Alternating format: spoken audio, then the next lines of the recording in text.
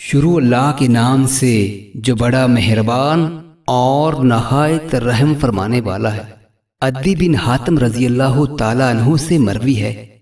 کہ رسول اللہ صلی اللہ علیہ وآلہ وسلم نے فرمایا، آدمی کی خوش بختی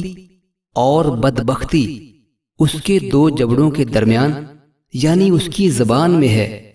انس رضی اللہ تعالیٰ عنہ سے مروی ہے کہ رسول اللہ صلی اللہ علیہ وآلہ وسلم نے فرمایا، دو دروازے گناہ کے ایسے ہیں جن کی سزا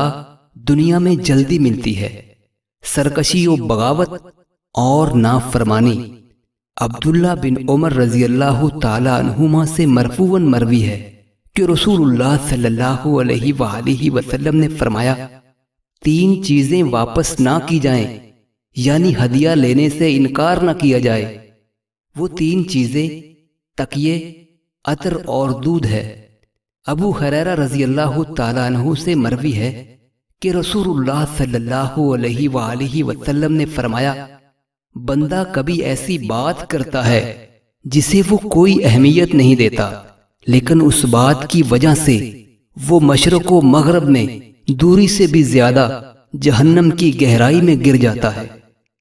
بلال بن حارث رضی اللہ تعالیٰ عنہ سے مروی ہے کہ رسول اللہ صلی اللہ علیہ وآلہ وسلم نے فرمایا،